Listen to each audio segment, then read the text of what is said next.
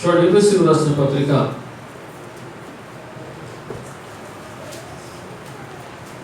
5వ అధ్యాయంలో 15వ వచనం. ఎఫెసీయులకు రాసిన పత్రిక 5వ అధ్యాయము 15వ వచనం. దినములు చెడ్డవి గనుక మీరు సమయమును పోనీయక ఉపయోగము చేసుకొనుచు అజ్ఞానుల వలె కాక జ్ఞానుల వలె నడుచుకున్నట్లు జాగ్రత్తగా చూచుకొనుడి. ఖచ్చితంగా ఈ మాట ఈ పరిస్థితులకు ఖచ్చితంగా దగ్గరగా ఉంది ఈ మాట. దినములు చెడ్డవి. కొంతకాలం క్రితము ఈ మాట చెప్తే ఎవరికి అర్థం కాలం. దినములు చెడ్డవి అనే మాట చెప్తే ఎవరికి అర్థం కాలం. దినాలు చెడటం ఏంటి, దినాలు చెడిపోవడం ఏంటి అనుకున్నారు. కానీ ఇప్పుడు ఖచ్చితంగా ఈ మాట మనకు అర్థమవుతా ఉంది. దినములు చెడ్డవి అంటే మంచివి కావు, మంచివి కావు. రోజులు మంచివి కావు. బయటికి వెళ్ళి క్షేమంగా ఇంటికి వస్తాం అనేటువంటి గ్యారెంటీ కూడా లేదు. దినములు చెడ్డవి. దినములు చెడ్డవి కనుక మీరు సమయమును పోగొట్టుకోవద్దు, వృధా చేసుకోవద్దు. సమయాన్ని పోగొట్టుకోవద్దు, వృధా చేసుకోవద్దు. ఎందుకంటే ఈ రోజులు మంచివి కావు. నువ్వు క్షేమంగా ఉండాలంటే, నువ్వు భద్రంగా ఉండాలంటే ఉన్న సమయాన్ని నువ్వు దేవుని సన్నిధిలో నువ్వు గడుపు. అంతే. దేవా, నేను నా ఇష్టం వచ్చినట్టు నేను చేస్తాను, నా ఇష్టం వచ్చి నేను తిరిగి వస్తాను, నువ్వు కాపాడు అంటే కుదరదు. లారీకి నేను పడతానయ్యా, నువ్వు కాపాడు ఎట్లా ఉంటుందమ్మా? వచ్చే ట్రైన్కి నేను పడతానయ్యా, నువ్వు కాపాడు, నువ్వు దేవుడి మీద నన్ను కాపాడు ఎట్లా ఉంటుంది? దేవుడు బిడ్డలారా, మన ఇష్టం నా ఇష్టం అన్నట్లుగా మనం ఉండకూడదు. సమయం పోనీయకుండా ఉన్న సమయాన్ని దేవుని సన్నిధిలో, దేవుని పాదాల దగ్గర గడుపు మంచిది. నీ మందిరావరణంలో ఒక్క దినము గడుపుట. దేవుని బిడ్డలారా, ఈ సమయం చాలా విలువైన మనకు. దినాలు చెడ్డవి, ఇవి మంచివి కావు, మంచివి కావు. ఇవి మనకి ఖచ్చితంగా మనకు అర్థమవుతూ ఉన్నాయి. దేనిని వెంట పెట్టుకొని వస్తే అర్థం కావట్లా. ఏ తెగులు, ఏ వైరస్ వస్తుందో అర్థం కావట్లా. అందుకని యేసు ప్రభువు అన్నారు, నీవు నీ గదిలోకి వెళ్ళి తలుపు వేసుకో, ప్రార్థన చేసుకున్నాడు. హల్లెలూయా. నీవు నీ గదిలోకి వెళ్ళి తలుపు వేసుకొని ప్రార్థన చేయి. దానికి మించిన భద్రత, దానికి మించిన క్షేమం మనకు తెలియదు. ఇక అట్లాగూ తిరిగే కాలు రాగదు కదా, తిట్టేనో రాగదు, తిరిగే కాలు. కొంతమందికి స్నాగదు, వెళ్ళాలి, బయటికి వెళ్ళిపోవాలి. ముందు మంచం ఎక్కిందాక అంతే కదా, కొంతమందికి బెడ్ ఎక్కేదాకా అంతే. కట్టి పడేసినట్టుగా ఉంటుంది. అప్పుడు అర్థమైపోతుంది జీవిత విలువేంటో కదా, ఆరోగ్య విలువేంటో, ప్రాణ విలువేంటో కదా. కొంతమందికి దగ్గర ఉన్నప్పుడు విలువ తెలియదు, డబ్బులు ఉన్నప్పుడు విలువ తెలియదు. డబ్బులు పోయిన తర్వాత డబ్బు విలువ తెలిసింది. ప్రాణం పోయేటప్పుడు ప్రాణ విలువ తెలిసింది. జీవితం విలువ పోయినప్పుడు జీవితం విలువ తెలిసింది. అంటే ఉన్నప్పుడు దేని విలువ కూడా మనిషికి తెలియదు. అది పోగొట్టుకున్న తర్వాత దాని విలువ ఎంతో, అది ఎంతో అప్పుడు తెలుస్తుంది. దినములు చెడ్డవి, అవి మంచివి కావు. హల్లెలూయా. దినములు చెడ్డవి కనుక మీరు సమయమును పోనీయొద్దు. ఏం చేసుకోవాలన్నా ఉపయోగం చేసుకోండి, ఉపయోగించుకోండి. ఊరికిలో పోగొట్టుకోవద్దు. అంటే అర్థమైనా ఉపయోగించుకోవడం అంటే సమయం పోగొట్టుకు. ఇంతకు ముందు టైమ్ ఈజ్ మనీ అనేవాళ్ళు. ఎవరు చెప్పండి? టైమ్ ఈజ్ మనీ అంటే సమయము ధనము అంటే అడుగేస్తే ఎంత లాభం వస్తుంది, అడిగేస్తే ఎంత లాభం. ఇంతకుముందు ఉన్న సమయం అని టైమ్ ఈజ్ మనీ అనేవాళ్ళు. దేవుడు పెట్టాలి. ఇప్పుడు టైమ్ ఈజ్ మనీ కాదు, టైం చాలా విలువైంది. సమయం చాలా విలువైంది. దాన్ని ఉపయోగించుకోవాలి. ఎక్కడ ఉపయోగించుకోవాలి? డబ్బు సంపాదించుకోవడం కోసం కాదు, డబ్బు సంపాదించుకోవడం కోసం కాదు. ఇప్పుడు ఇది సంపాదించుకునేందుకు ఇది సమయమా అంటాడు. హల్లెలూయా. ఇది సంపాదించుకునేందుకు సమయమా? డబ్బు గొప్పదా, ప్రాణం గొప్పదా? చెప్పాలి, నిజం చెప్పండి. మనం దేనికి విలువిస్తాం? డబ్బుకా, ప్రాణంకా? నిజం చెప్పండి. దీన్ని కూడా సందేహించాలా? డబ్బు గొప్పదా, ప్రాణం గొప్పదా అంటే చాలా మంది డబ్బే గొప్పది అన్నట్టుగా వారికి పనులు చూపిస్తారు. దేవుడు పెట్టారా, డబ్బు పోతే మీరు సంపాదించుకోవచ్చు, కానీ ప్రాణం పోతే సంపాదించుకోలేరు. ప్రాణం పోయింది ఒక్కసారి. డబ్బు పోతే సంపాదించుకోవచ్చు, కానీ ఒక్కసారి ప్రాణం పోతే నువ్వు జీవితంలో ఎప్పటికీ కూడా తిరిగి నువ్వు సంపాదించుకోలేవో. హల్లెలూయా. నిద్ర వస్తున్నావు చెప్పండి. హల్లెలూయా. హల్లెలూయా. ఉపయోగం చేసుకో అంటాడు. నువ్వు ఏ విధంగా ఉపయోగించుకుంటావు సమయాన్ని? డబ్బు కోసం సమయం ఉపయోగించుకుంటున్నావు, సరదా కోసం సమయం ఉపయోగించుకుంటున్నావు కదా, ఎంజాయ్మెంట్ కోసం నువ్వు సమయం ఉపయోగించుకుంటున్నావు. కానీ ఇప్పుడు అది కూడా విషయంగా మారిపోతా ఉంది. నువ్వు దేనికోసమైతే వాడుకుంటున్నావో, దేని మీద నీకు మక్కువ ఎక్కువో, అది నీకు విషయంగా మారిపోయే సమయం ఇది. అటువంటి పరిస్థితుల మధ్య మనం ఉన్నా. దేవుని బిడ్డలారా, నువ్వు సమయమును ఉపయోగించుకోవడం అంటే దేవుని దగ్గర ఉపయోగించుకోవాలి, దేవుని ప్రాధాన్యతను ఉపయోగించుకో. ఒక భక్తుడు ఏమన్నాడు? బరహ కుమారులు ఏమన్నారు? నీ మందిర ఆవరణలో గడుపు, దేవుని దగ్గర నువ్వు గడుపు. 42వ కీర్తన 1వ వచనం, దుప్పి నీటి వాగుల కొరకు ఆశపడదు దేవా, నీ కొరకు నా ప్రాణం ఆశపడతా ఉన్నాయ్యా అన్నాడు. 84వ కీర్తన చూద్దాం. 84వ కీర్తన 5-6 వచనాలు. నీ వలన బలమునందు మనుషులు ధన్యులు.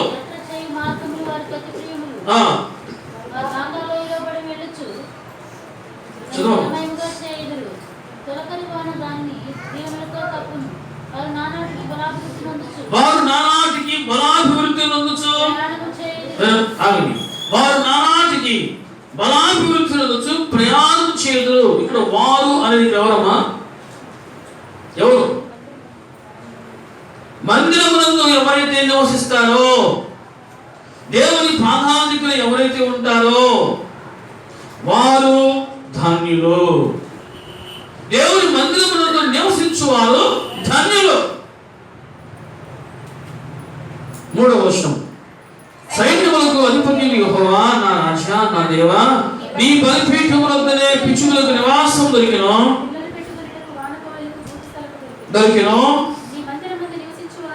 నీ మందిరమునందు నివసించువారు ధన్యులు. నిత్యము. ఇది నువ్వు సమయం ఉపయోగించుకోవడం. ఇదే నువ్వు సమయమును పోనీక ఉపయోగం చేసుకో. ఏ విధంగా ఉపయోగించుకోవాలి? నిత్యము నిన్ను స్తుతించెదరు. ఒక మాట జ్ఞాపకం చేశాను. ప్రార్థన చేసుకోవాలంటే ఇంట్లోనే ప్రార్థన చేసుకోవాలా, మందిరంలో ప్రార్థన చేసుకోవాలా, నువ్వు ఎక్కడన్నా ప్రార్థన చేసుకో. నిలబడి ప్రార్థన చేసుకోవచ్చు కదా, లేదా మందిరంలో మోకరించి ప్రార్థన చేసుకోవచ్చు, కూర్చుని ప్రార్థన చేసుకోవచ్చు, ఇట్లా వంగి ప్రార్థన చేసుకోవచ్చు, సాగిలపడి ప్రార్థన చేయవచ్చు. నీకు ఎట్లా అనుకూలంగా ఉండే అట్లా నీవు నోరు దేవుని స్తుతిస్తూ ఉండాలి, ప్రార్థన చేస్తూ ఉండాలి. నిత్యము నిన్ను స్తుతించుదరు. హల్లెలూయా. సమయం పోనీయతో ఎంతకంటే మంచి అవకాశమో నీకు రాకపోవచ్చేమో భవిష్యత్తులో. దేవుడితో గడిపే సమయం ఇది. ఎట్లాగో బయటకు రావద్దు అంటున్నారు. ఇంట్లో ఏం చేయాలి?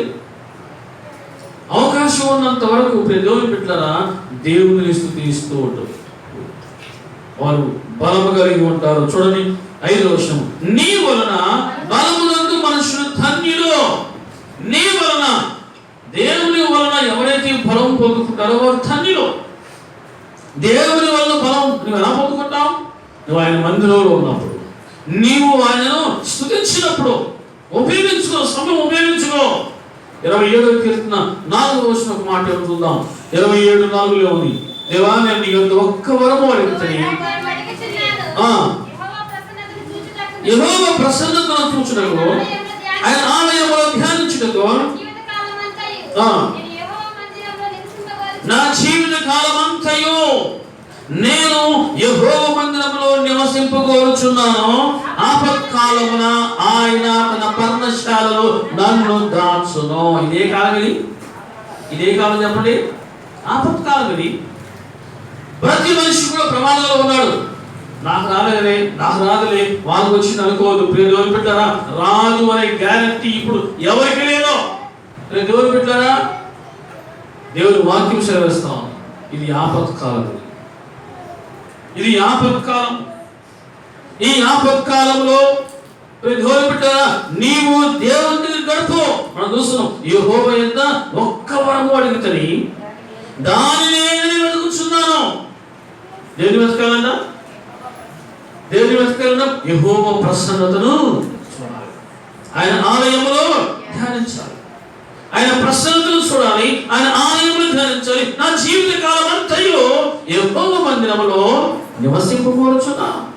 ఆపత్కాలమున ఆయన నన్ను తన పర్ణశాలలో దాచును. ఆయన దాచి ఉంచే స్థలం ఇది. దేవుని బిడ్డలు దేవుని దగ్గర గడుపు ఆయన దాచి ఉంచుతారు.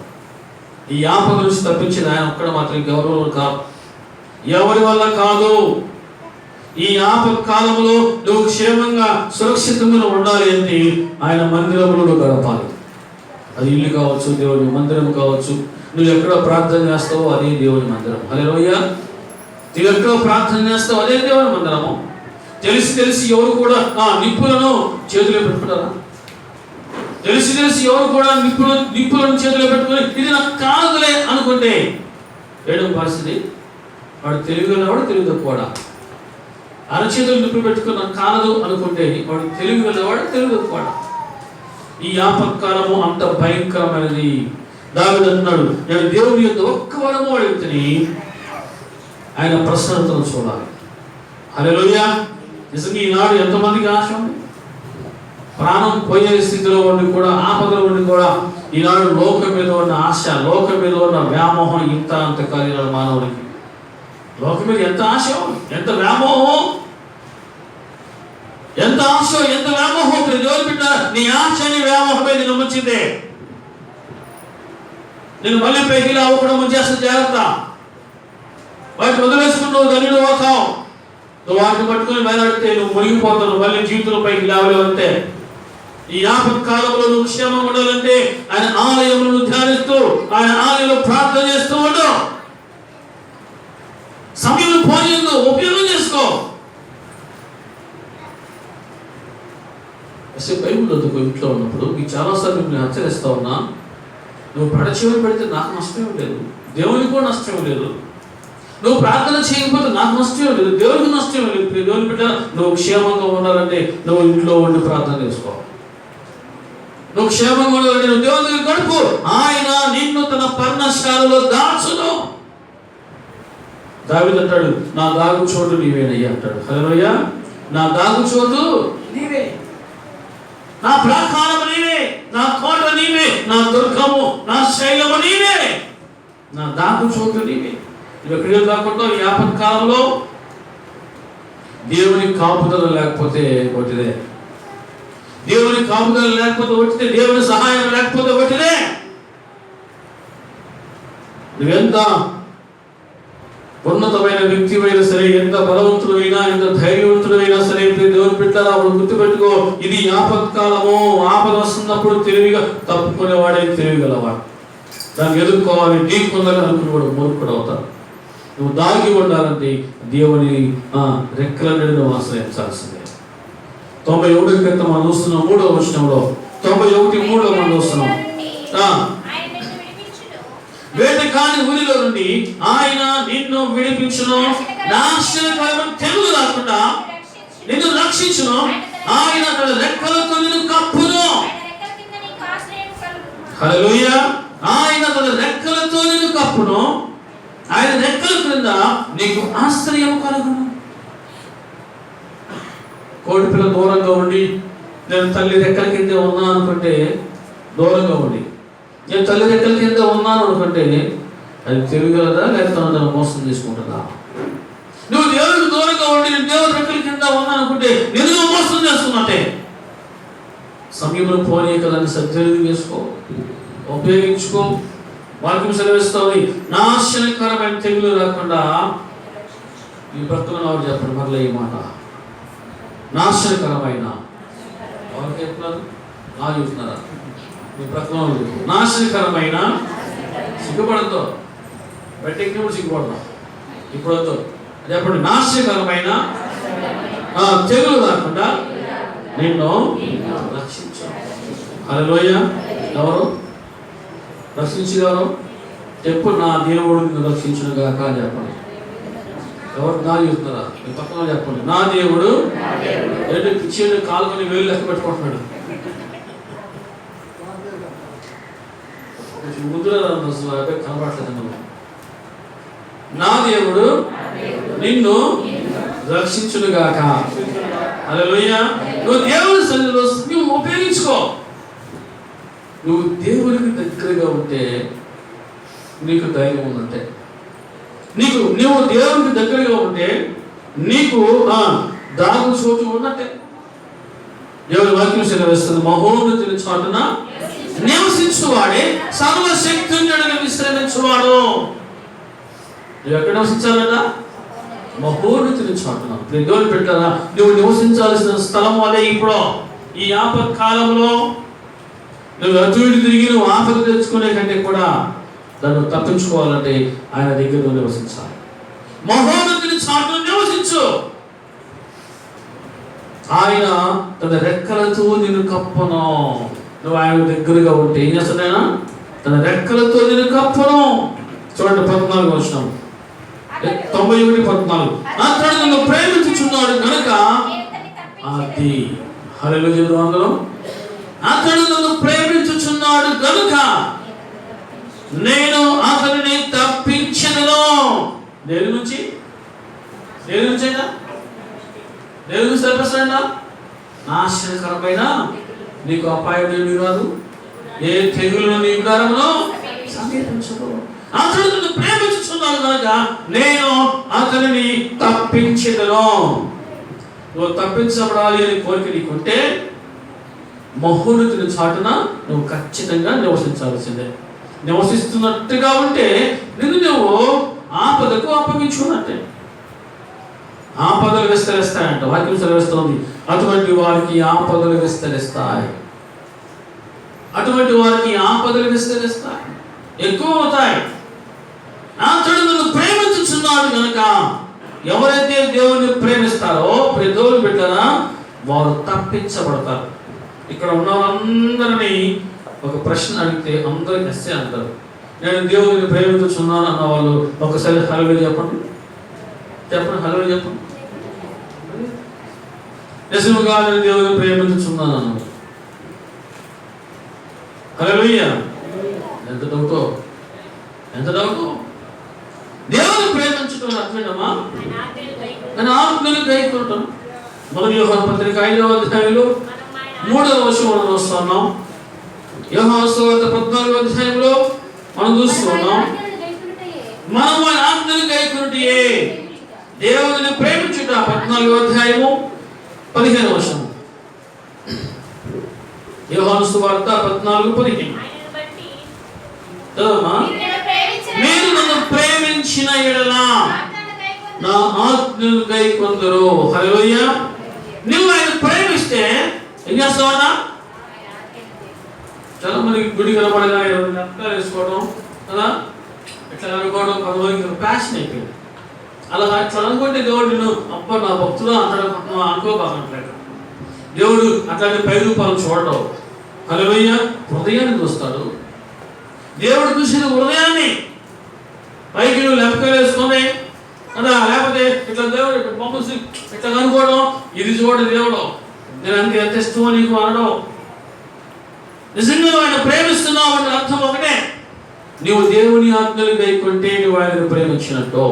హల్లెలూయా. యోహాను పత్రిక ఏం చూస్తున్నాం? యోహాను పత్రిక 5వ అధ్యాయం 3వ వచనం ఉంది. మనము ఆయన ఆజ్ఞలు గైకొనుటే దేవుని ప్రేమించుట. ఆయన ఆజ్ఞలు భారమైనవి కావు.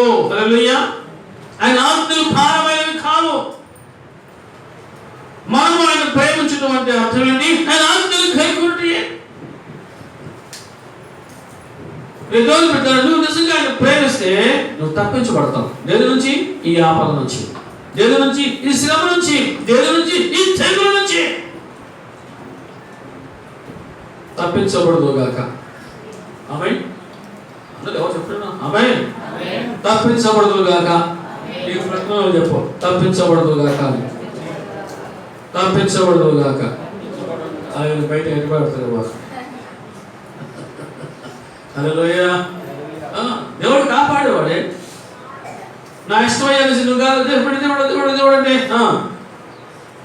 అటువంటి ఆ ఆలోచన ఎలా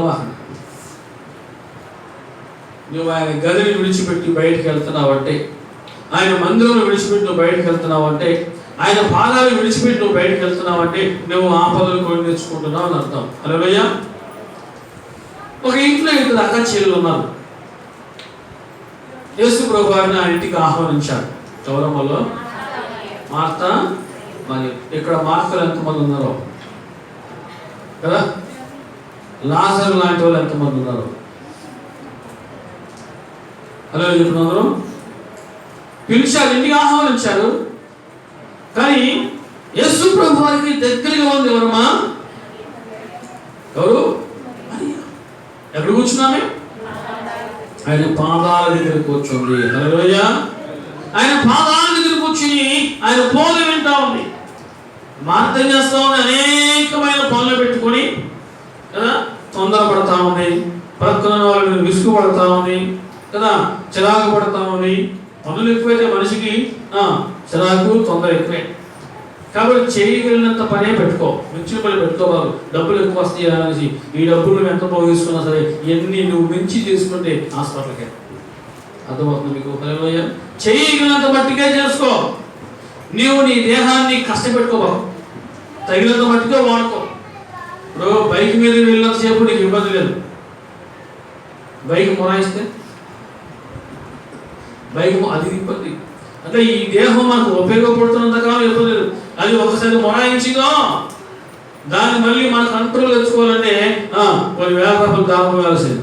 కాబట్టి మించిన పని పెట్టుకోవాలి. ఇక్కడ మార్త చేస్తా ఉంది, విస్తార పనులు పెట్టుకుంది. ప్రభా అసలు నీకు ఏ మాత్రం చెందుతుందా?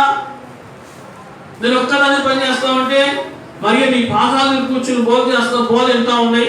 ఆమె నాకు పంపించవచ్చు కదా. యేసు ప్రభు అన్నారు, ఆమె ఉత్తమమైన దానిని ఏర్పరచుకోండి. హల్లెలూయా. ప్రజలు పెట్టారా? నీవు తప్పించబడాలి అంటే, నువ్వు సంరక్షించబడాలి అంటే ఉత్తమమైన దాన్ని ఏర్పరచుకో. ఆయన పాదాల దగ్గర ఆమె కూర్చుని ఆయన బోధ వింటాము.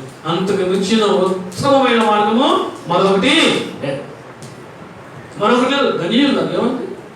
ఒకరోజు గంజీలు కాదు, ఏమంది? చచ్చిపోతా చచ్చిపో. ఆయన పాదాలను మించిన గొప్ప క్షేమకరమైన స్థలం మరొకటి లేదు. ఉత్తమమైన దాన్ని ఆమె ఏర్పరచుకుని అది ఆమె యొద్ద నుంచి తీసివేయబడదు.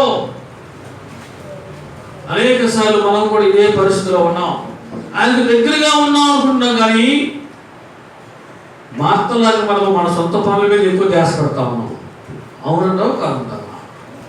మార్తలాగే మన సొంత పనుల మీద ఎక్కువ ధ్యాస పెడుతూ ఉన్నాం. ఆయన మాటల మీద మనం శ్రద్ధ చూపించట్లా, చెవి పెడతలా. ఏదో అప్పుడప్పుడు అదే మనం చేస్తున్న పొరపాటు. ఎవరు పెట్టారా? సమయం సద్వినియోగం చేసుకో. మార్తేమో సొంత పనుల మీద బిజీ అయిపోయింది. మరియా ఏం చేసిందా?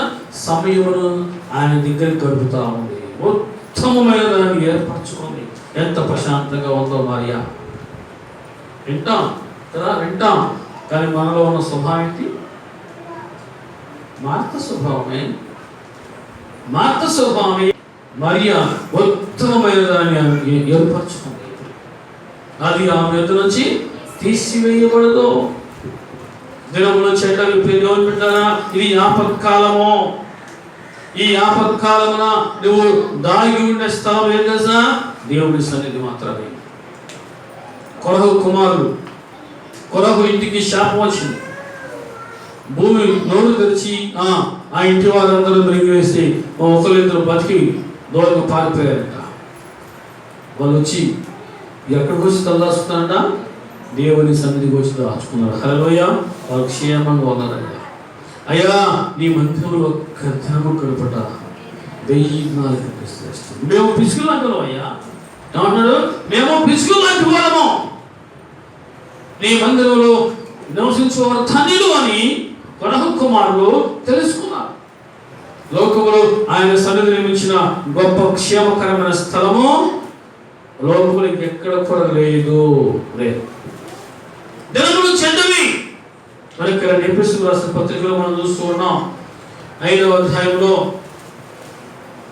దినములు చెడ్డవి కనుక మీరు సమయం పోనీయక సద్వినియోగం చేసుకోవచ్చు, అజ్ఞానుల వలె కాక. చాలు. అజ్ఞానుల వలె కాక. ఎలా కాక? నిజం చెప్పండి, మనమందరం జ్ఞానవంతులమేనా? మనమందరము తెలివిగలవారమేనా? తెలివిగలవారనే అన్నవాళ్ళు చెప్పండి హల్లెలూయా. నేను జ్ఞానవంతురాలనే, నేను జ్ఞానవంతుడిని అన్నవాళ్ళు చెప్పండి హల్లెలూయా. మనకున్న జ్ఞానం లేదు, మనం అనుకునే జ్ఞానం లేదు, మనం కలిగి ఉన్న జ్ఞానం లేదు, కలిగి ఉండవలసిన జ్ఞానం లేదు. వాక్యం వేస్తుంది, అజ్ఞానంలో ఉండద్దు, అజ్ఞానంలో ఉండద్దు. ఇది ఆపద పొంచి ఉన్న సమయం. ఇది ఈ సమయంలో ఏ మాత్రము నువ్వు అజ్ఞానంగా ఉన్నా నీ ప్రాణానికి నీవే అపకారి అవుతావు. బైబిల్ మాట ఉందా? నీ ప్రాణానికి నీవే అపకారి. ఎక్కడ నీ మాట? ఎవరు చేస్తారు? మనం చూద్దాం. నీ ప్రాణానికి నీవే అపకారి అన్నమాట. ఎవరు చేస్తారు చూద్దాం. సామెత గ్రంథము అన్నీ చెప్పాలి.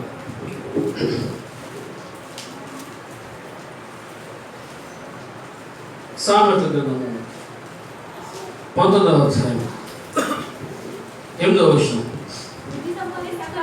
బుద్ధి సంపాదించుకునేవాడు తన ప్రాణమునకు ఉపకారి. చాలమ్మా. బుద్ధి సంపాదించుకునేవాడు తన ప్రాణానికి ఉపకారి. అంటే నీ ప్రాణానికి నీవే ఉపకారి అవుతావు, నీ ప్రాణానికి నీవే అపకారి అవుతావు. మీరందరూ మీ ప్రాణానికి మీరు ఉపకారులే కదా. బుద్ధి సంపాదించుకున్నవాడు తన ప్రాణములకు ఉపకారి. అజ్ఞానిగా ఉన్నావు, నీ ప్రాణానికి నీవే అపకారి అవుతావు. హల్లెలూయా. రోజు భార్య ఏం చేసింది? అప్పుడు రోజు భార్య ఏం చేసింది? ఏం చేయాలని? వెనక్కి చూడకూడదు, అంతే. పండు తినద్దు అని చెప్పాడు. ఏం చేయాలి? ఇంకా తింట మానేశారు, అంతే. ఏమవుతుంది? ఒకసారి చెప్తే ఏమవుతుంది? ప్రియులు పెట్టారా? ఏమర్థం అవుతుంది? బాధాకరమైన మాటలు మాట్లాడటం, విధికి వ్యతిరేకమైన మాటలు మాట్లాడటం, హృదయం యోచించుకొని అసత్యం మాటలు మాట్లాడటం, ఇవే మా వల్ల జరుగుతూ ఉంది. ఈ అధ్యాయంతో మీరు తరచుకొని అర్థం. ఏది వినకూడదు అది వింటున్నారు, ఏది చూడకూడదు అది చూస్తారు, ఏది మాట్లాడకూడదు అది మాట్లాడుతారు. వారు అజ్ఞానులు. వారు అజ్ఞానుల వరకు నడుచుకోవద్దు. మరి ఎలా నడుచుకోవాలంట? జ్ఞానులు నడుచుకోవాలి. హల్లెలూయా. జ్ఞానులు ఏం చేశారు?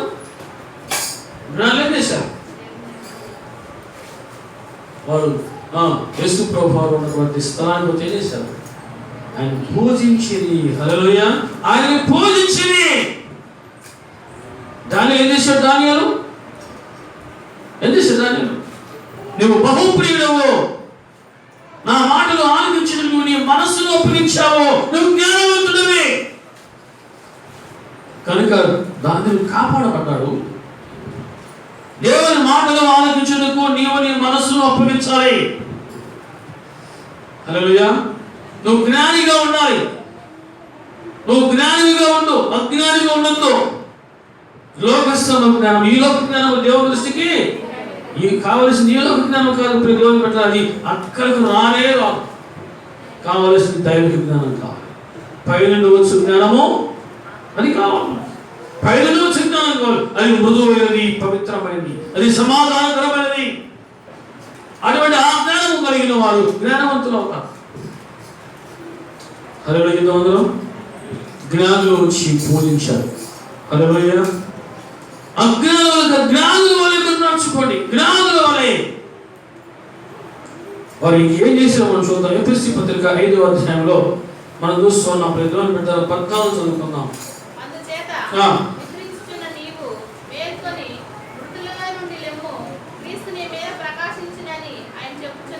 హల్లెలూయా. నిద్రించుచున్న నువ్వు మేలుకొని మృతులలో నుండి లేమో.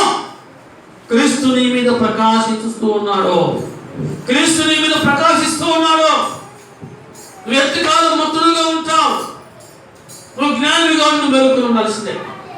నువ్వు జ్ఞానిగా ఉన్నావు అన్నదా నువ్వు మేలుకొని ఉన్నట్టు. క్రీస్తు నీ మీద ప్రకాశిస్తూ ఉన్నాడు. ఎంతకాలం నువ్వు మత్తుడుగా ఉంటావు? ఈ లోక రీతిలో మత్తుగా, అది ఆధ్యాత్మికంగా నువ్వు మత్తుగా ఉంటే అది నువ్వు శూన్యంలో నెట్టుకున్నట్టే.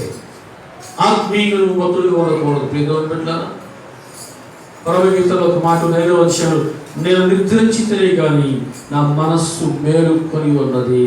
హల్లెలూయా. నేను నిద్రించితేనే కానీ నా మనస్సు మేలుకొని ఉంది. నువ్వు జ్ఞానవంతుడైతే నువ్వు మెలకుగా ఉండాలి.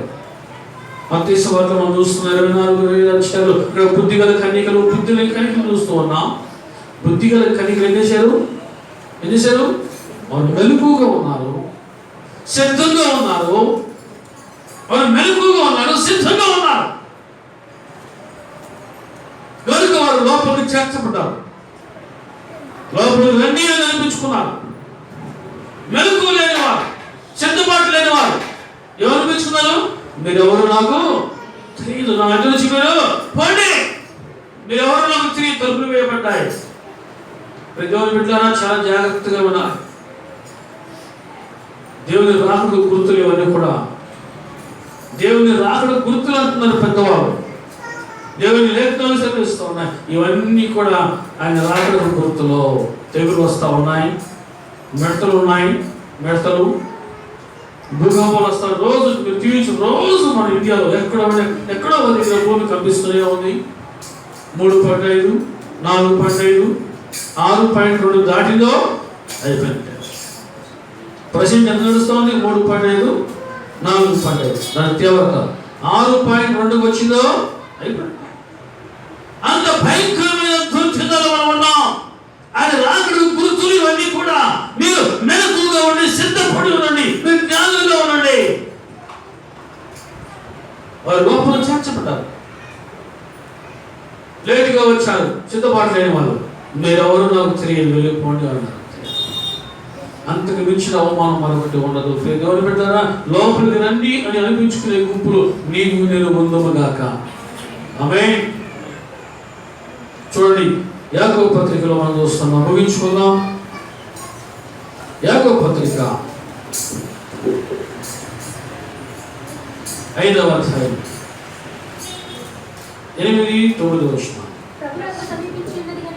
ప్రభు రాకడ సమీపించుచున్నది కనుక మీరు ఓపిక కలిగి ఉండండి, మీ హృదయములను స్థిరపరచుకొనుడి. చాలు. ప్రభు రాకడ సమీపించుచున్నది. గుర్తులు మనకు కనపడుతున్నాయి. తల్లి ఒక భక్తులు అసలు పాట, తల్లి జాడ పిల్ల జాడ ఇప్పుడు కనపడుతూ ఉంది. గట్టి ముందు పసిబిడ్డ ఉన్నా సరే దగ్గరికి వెళ్ళి ఎత్తుకునే పరిస్థితి, ముట్టుకునే పరిస్థితి. ప్రాణం పోయిన తర్వాత కనీసం మీద పోయి 2 నిమిషాలకు కూడా ఏడవలేని పరిస్థితి. ఎక్కడ వెళ్ళిస్తుందో ఇట్లా, ఎక్కడ ఏమవుతుందో ఇట్లా. దేవుని బిడ్డ కనీసం దగ్గరికి వచ్చి పట్టుకొని ఇట్లా ప్రాణం పోతే వాక్యం సెలవిస్తోంది, ప్రభు రాకడ సమీపించున్నది. ప్రభు రాకడ సమీపించున్నది. గుర్తులు కనబడుతూ ఉన్నాయి, నెరవేరుతా ఉన్నాయి. దేవుని వాక్యం ఏది చెబుతా ఉందో అది నెరవేర్పు జరుగుతూనే ఉంది. నీవు నేను ఎలా ఉండాలంట? ఓపిక కలిగి ఉండండి. ఓపిక. ఇంకెంతకాలం ప్రభా మనం వస్తానన్నాం, నువ్వు రావట్లేదయ్యా, ఎంతకాలం ప్రభా? వడకద్దు. ఆయన తెలుసు ఎప్పుడు రావాలో. హల్లెలూయా. ఆయన తెలుసు. అయితే ఒకటి గుర్తు పెట్టుకొని, మీరు అనుకున్నది గడియలో ఆయన వచ్చును. ఎవరు మెలకువ కలిగి ఉంటారో వారు ఎత్తబడతారు. హల్లెలూయా. ఎవరు సిద్ధపడి ఉంటారో వారు ఎత్తబడతారు. మీరు అనుకున్నది గడియలో వచ్చును. మీరు ఓపిక కలిగి ఉండండి. మీ హృదయాలను స్థిరంగా ఉంచుకోండి. మీ హృదయమును స్థిరంగా ఉంచుకోండి. పెద్దోళ్ళు పెట్టారా? మీ ముందున్న ప్రశ్న, మీరు మీ హృదయాలను స్థిరంగా ఉంచుకుంటున్నారా? దేవుని పట్ల మీ హృదయాలు స్థిరంగా ఉంటున్నాయా? నువ్వు జ్ఞానిగా ఉన్నట్టు స్థిరంగా లేకపోతే నీవు అజ్ఞానిగా విడువబడతావు. అజ్ఞానిగా ఉంటే విడువబడతావు. జ్ఞానవంతుడిగా ఉంటే నువ్వు దేవుని పెట్టాలని ఎత్తబడతావు. అట్టి కృప దేవుడు మనందరికీ దయచేయనుగాక. ప్రార్థన చేసుకుందాం. మోకరించింది ప్రార్థన చేసుకుందాం.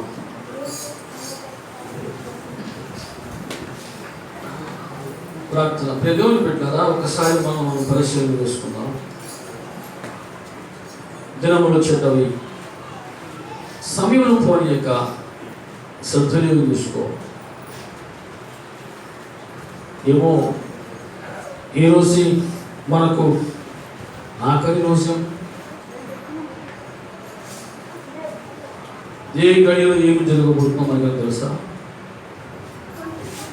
నువ్వు క్షేమంగా ఉండాలంటే, నీ కుటుంబం క్షేమంగా ఉండాలంటే దేవుని పాదాల దగ్గర నీకున్న సమయం నువ్వు ఉపయోగించుకోవాలి. సమయం పోనీయవద్దు. గడిచిపోయిన రోజులు మళ్ళీ రావు. ఏది పోగొట్టుకున్నా నువ్వు తిరిగి సంపాదించుకొచ్చావు, కానీ సమయం పోగొట్టుకుంటే నీవు నీ జీవితంలో ఎప్పటికీ తిరిగి పొందుకోలేదు. మరి ఉత్తమమైన దాన్ని ఏర్పరచుకోలేదు. ఆయన మాటలు వింటూ ఉంది. ఈరోజు నువ్వేం చేస్తున్నావు? నీ ఆత్మీయ జీవితం ఎలా ఉంది? దావీదు ప్రార్థించాడు, నేను యెహోవా యొద్ద ఒక్క వరము అడుగుతాను, దాన్ని నేను వెతుకుచున్నాను. ఆయన ప్రసన్నతను చూడాలి, ఆయన ఆలయంలో ధ్యానించాలి. నా జీవిత కాలం అంతయు ఆయన ఆలయంలో నివసించాలి. ఆపత్కాలంలో ఆయనకు దాగు చోటుగా ఉన్నాడు. దేవుని బిడ్డలారా, ఈరోజు నీకు దాగు చోటు ఆయనే. ఈ ఆపత్కాలంలో మన దేవుడే మనకు దాగు చోటు. ఆయన సన్నిధికి దూరం కావద్దు. ఆయన రెక్కల నీడలో ఉంటే చాలు, నేను కప్పుతాను. నాశకరమైన తెగులు రాకుండా ఆయన రక్షిస్తాడు. ఆయన సన్నిధిని విడిచి నువ్వు ఇటు అటు ఎటు తిరగొద్దు. ఇది ఆపత్కాలము. ప్రమాదంలో ప్రపంచమే ప్రమాదంలో ఉంది. పేరు పెట్టారు, ప్రపంచమే ప్రమాదంలో ఉంది. వాళ్ళకు వచ్చింది నాకు రాజు అనుకోవద్దు. ఏ మాత్రం నువ్వు అజాగ్రత్తగా ఉండు. జాగ్రత్తగా ఉండవు. జ్ఞానుల వలె ఉండు. జాగ్రత్తగా చూచుకుని జాగ్రత్తగా ఉండు. దేవుని పాదాల దగ్గర గడుపు. నువ్వు క్షేమంగా ఉంటావు. నీ క్షేమం నది వలె ఉంటుంది. ఆయన మాటలను ఆలకిస్తే, ఆయన ఆజ్ఞలు తేలుకుంటే నీ క్షేమము నది వలె ఉంటుంది. పరిశీలన తీసుకుందాం, ప్రార్థన చేద్దాం. మహాపరిశుద్ధుడా, మహిమగల తండ్రి, మా గొప్ప దేవ, నీ మితిలేని ప్రేమకి మరి ఒకసారి దేవా మీకు కృతజ్ఞతలు చెల్లిస్తూ ఉన్నాం. దినములు చెడ్డవి అని మరి ఒకసారి దేవా మీరు మాకు తెలియజేస్తూ వచ్చారు. ఆపత్కాలంలో నీవే మాకు దాగు చోటుగా ఉన్నందుకై మీకు వందనాలు చెల్లిస్తూ ఉన్నాం.